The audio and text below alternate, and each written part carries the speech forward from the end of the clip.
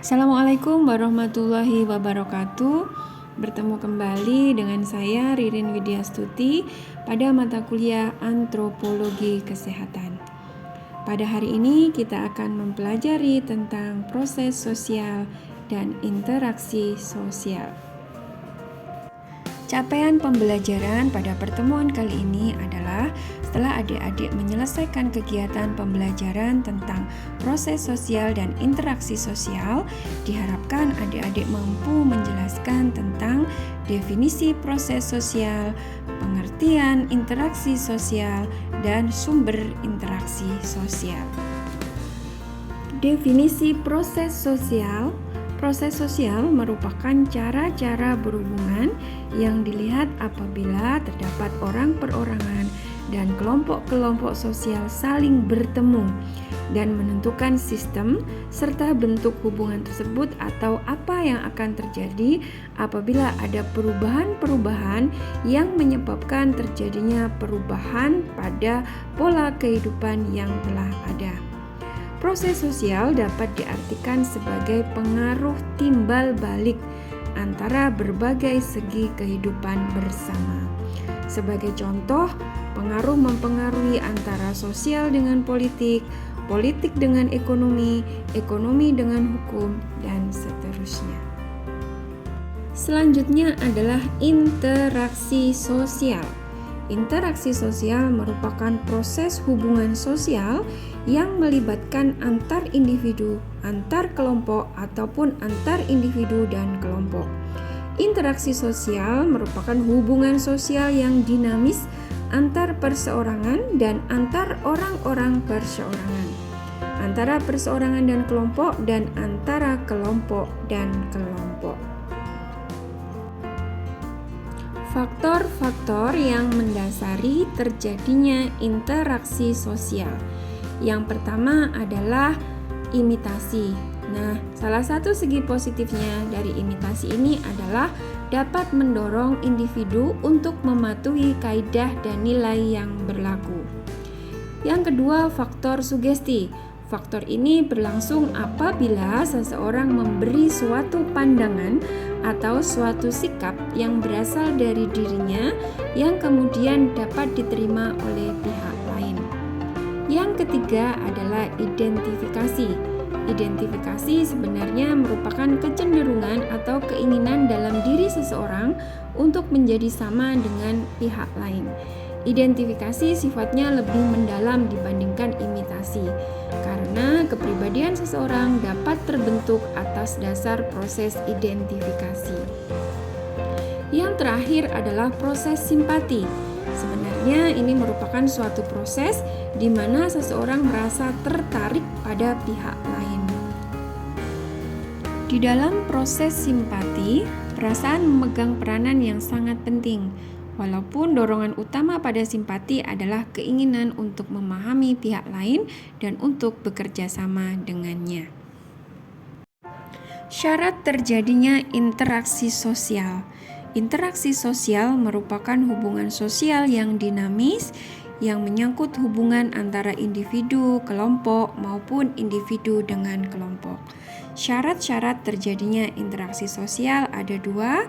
Yang pertama, adanya kontak sosial atau sosial kontak yang dapat berlangsung dalam tiga bentuk, yaitu antar individu dengan kelompok, dan antar kelompok.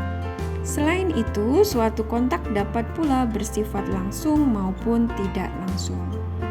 Yang kedua adalah adanya komunikasi, yaitu seseorang memberi arti pada perilaku orang lain, perasaan-perasaan apa yang ingin disampaikan orang tersebut, dan orang yang bersangkutan kemudian memberi reaksi terhadap perasaan yang ingin disampaikan.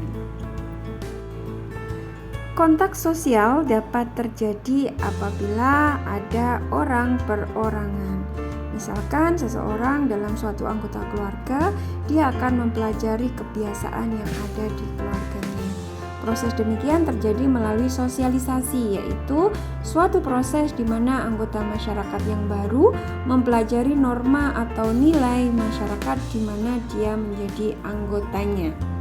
Yang kedua adalah ada orang perorangan dengan suatu kelompok manusia atau sebaliknya.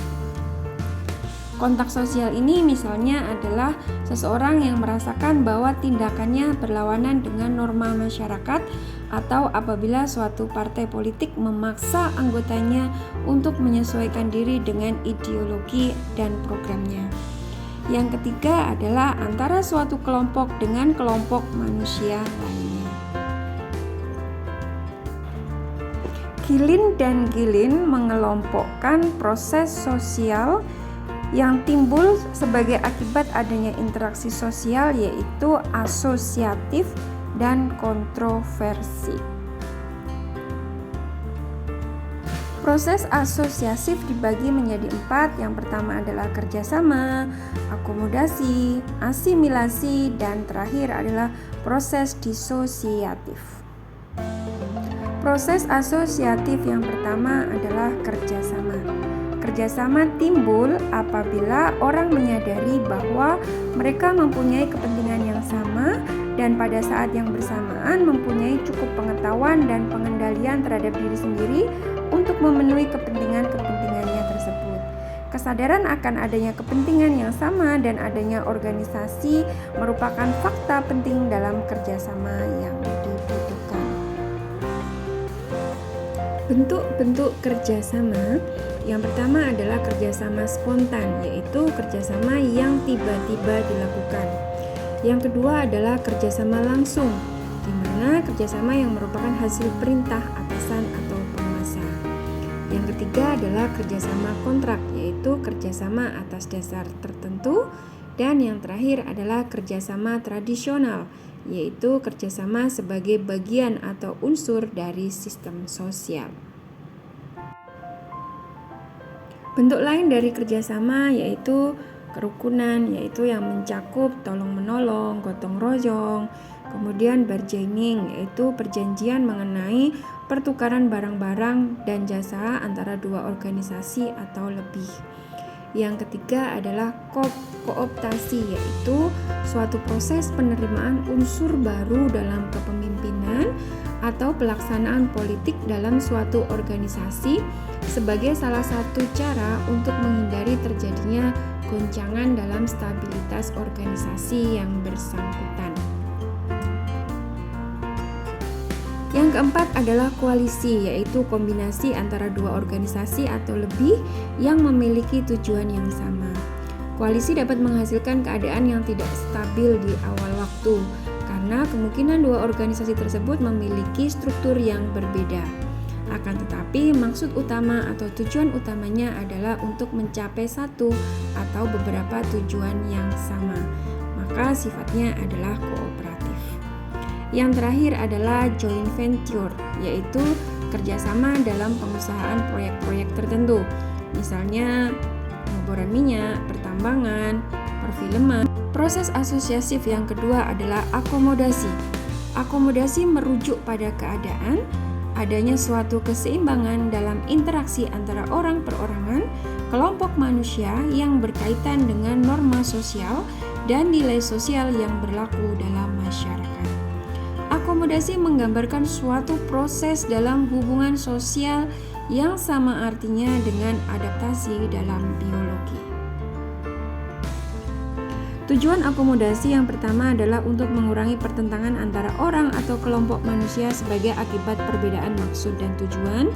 Yang kedua, mencegah meledaknya suatu pertentangan untuk sementara waktu atau secara temporer. Yang ketiga, memungkinkan terjadinya kerjasama antara kelompok sosial yang hidupnya terpisah akibat faktor-faktor sosial, psikologis, dan kebudayaan, seperti yang dijumpai pada masyarakat yang mengenal sistem kasta. Yang terakhir adalah mengusahakan peleburan antara kelompok sosial yang terpisah. Bentuk-bentuk akomodasi yang pertama yaitu coercion, di mana bentuk akomodasi yang prosesnya dilaksanakan dengan adanya paksaan. Yang kedua adalah compromise, di mana bentuk akomodasi di mana pihak yang terlibat saling mengurangi tuntutannya agar tercapai suatu penyelesaian terhadap perselisihan yang ada. Yang ketiga, arbitration, yaitu suatu cara untuk mencapai kompromis apabila pihak-pihak yang berhadapan tidak sanggup mencapainya sendiri. Yang keempat, conciliation, yaitu suatu usaha untuk mempertemukan keinginan dari pihak-pihak yang berselisih demi tercapainya kata mufakat atau tujuan bersama. Yang kelima adalah toleration, merupakan bentuk akomodasi tanpa persetujuan yang formal.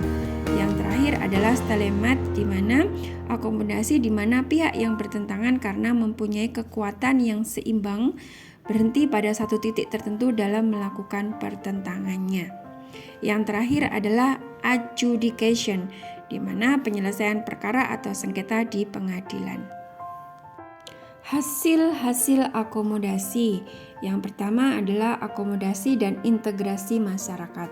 Akomodasi dan integrasi masyarakat telah berbuat banyak untuk menghindarkan masyarakat dari benih pertentangan laten yang akan melahirkan pertentangan baru. Yang kedua, menekan oposisi.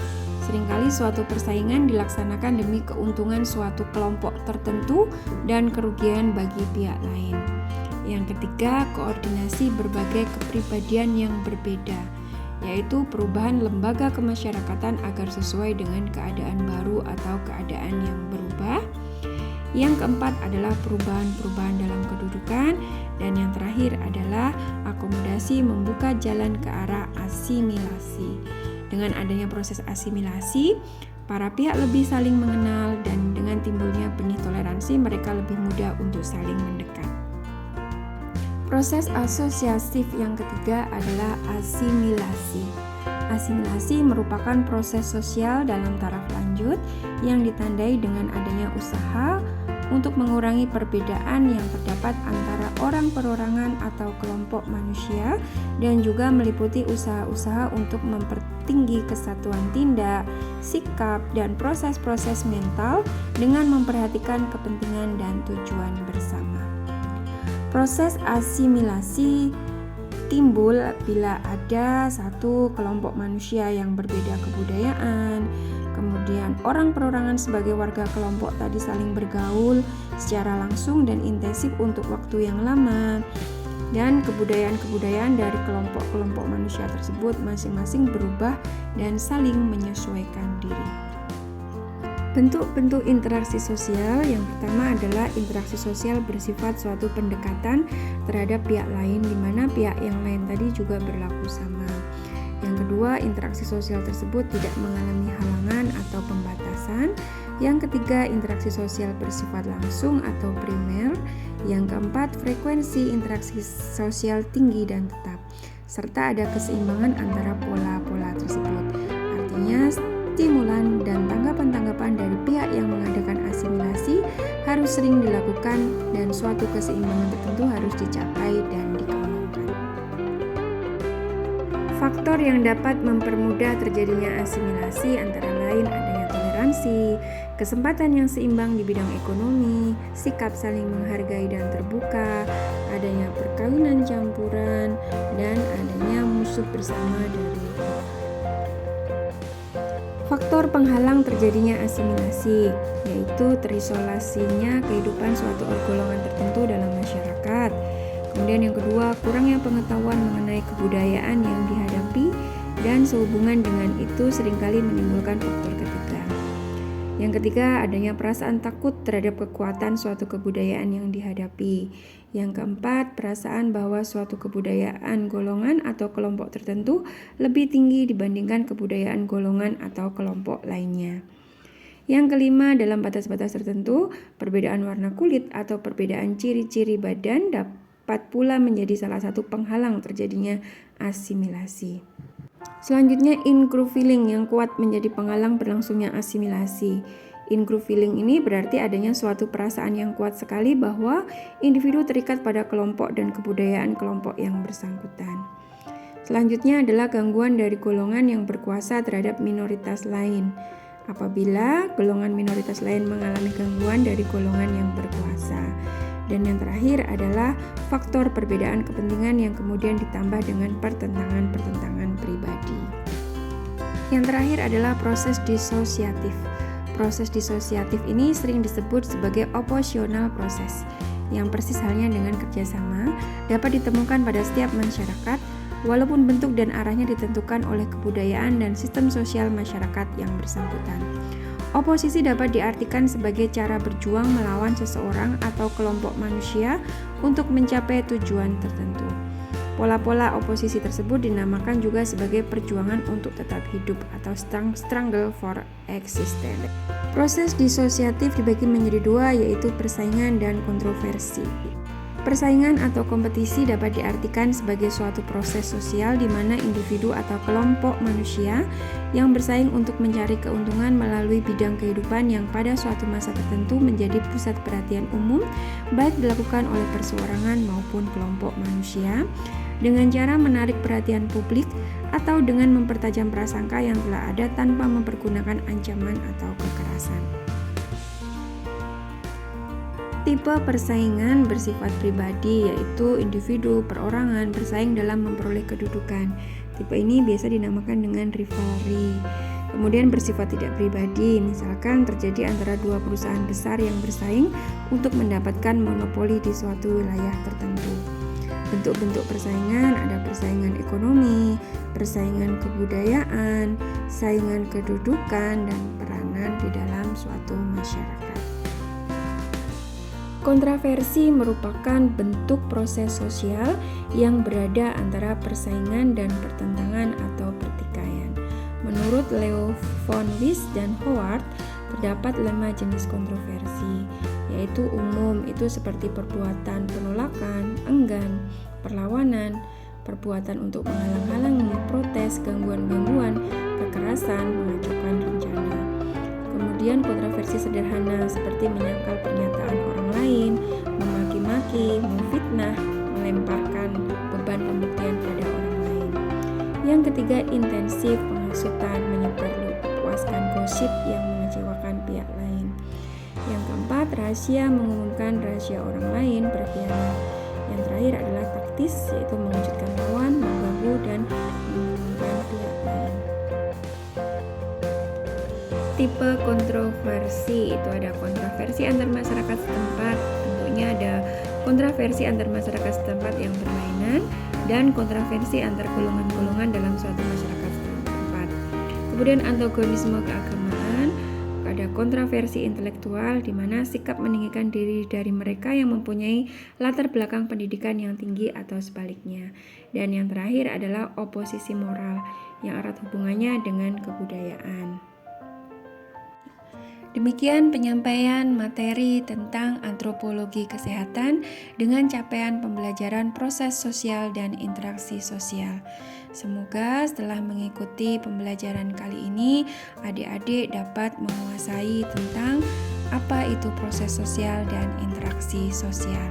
Sampai berjumpa dengan saya pada materi-materi perkuliahan selanjutnya. Akhirnya, wabillahi taufik wal hidayah. Wassalamualaikum warahmatullahi wabarakatuh.